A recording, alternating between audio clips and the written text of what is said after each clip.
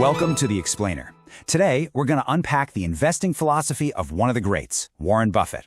And the goal is to turn his wisdom into a super simple blueprint that you can actually use.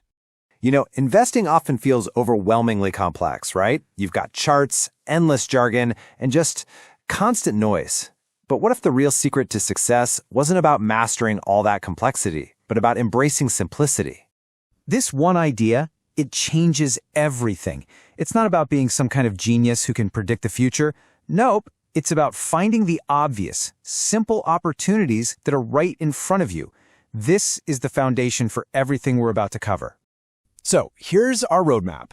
We'll talk about getting the right mindset, how to spot an amazing company, figuring out what price to pay, and, this is a big one, when to actually make your move. Let's dive in. Okay, first things first. The first step has nothing to do with numbers or spreadsheets. It's all about a massive shift in how you think about the stock market itself. I want you to forget the flashing tickers and the squiggly lines on the screen for a minute.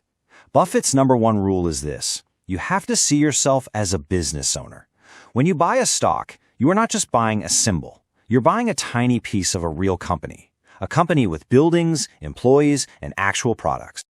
And once you've got that owner mindset, your job gets way simpler. You just have to figure out how to tell the great businesses apart from, well, all the rest. That's it. You don't need to analyze every company out there. Just focus on identifying true, lasting quality. So the big question is, how do you actually spot one of these great businesses? What are the signs you should be looking for out in the wild? This right here illustrates the difference perfectly. A great business, like a Coca-Cola, sells something unique that people are incredibly loyal to. On the flip side, a terrible business sells a commodity, something that's easily replaced. Their only way to compete is on price, and that is a brutal way to try and make money. The key to all this is what Buffett famously calls an economic moat. It's some kind of durable advantage that protects the business, just like a moat protects a castle. Think about the power of Apple's brand, or a critical patent for a new drug. These aren't just small advantages. They are deep, wide moats that are tough for competitors to cross. Now, what's really interesting here is that this gives us the ultimate test for a moat. It's called pricing power.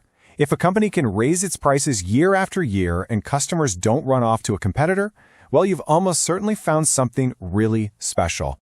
Okay, so we can actually distill this entire idea of finding a great business with a wide moat into 5 simple signs. Think of this as your go-to quality checklist. Number 1, is it simple to understand? I mean, can you explain how it makes money in like one sentence? 2, does it have a brand that just lives inside people's heads? 3, is the product timeless? Are people going to still need it in 10 years? 4, do customers have to keep coming back for more? And 5, the big one, does it have that pricing power we just talked about? This little checklist cuts right through all the noise. So let's say you've used the checklist. You've found a fantastic business. That's awesome, but it is only half the job. See, even the best company in the world can be a terrible investment if you pay too much for it. So now we got to make sure we don't overpay. We hear about the PE, or price to earnings ratio, all the time. But let's be honest, as a number, like 20 or 30, it can feel a little abstract. What is it actually telling you? Well, Buffett has this super simple mental trick to make it instantly click. Don't worry about the PE ratio itself, just flip it upside down. When you do that, you get something called the earnings yield. So a PE of 20, when you flip it, is just 1 divided by 20, which is 5%. All of a sudden, it makes perfect sense. You're paying a price that gives you a 5% return from the business's profits. It basically turns the stock into something like a bond, with a clear yield on your money. So here's the crucial takeaway. A high price can turn a great business into a bad investment. If you pay a PE of, say, 50, your earnings yield is only 2%. At that point, you might as well just buy a safe government bond. The business itself didn't change, but the quality of your investment sure did. Okay, so you found a great business. You know what a fair price looks like by using the earnings yield. Now, for the final piece of the puzzle, when do you actually pull the trigger? This is probably his most famous piece of advice ever. And it's not about trying to time the market perfectly. It's about having emotional discipline. It means you don't follow the herd, you have to actively go against it. This is why widespread fear and bad news are actually huge opportunities. A recession, a market panic, these are the moments that put those great businesses on sale.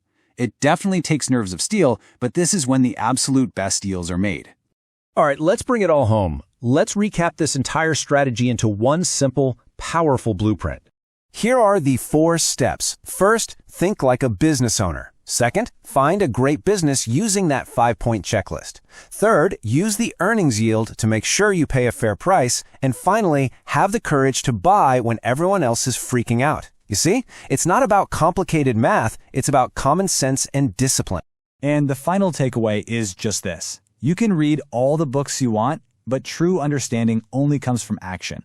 Knowledge only becomes wisdom when you actually put it into practice.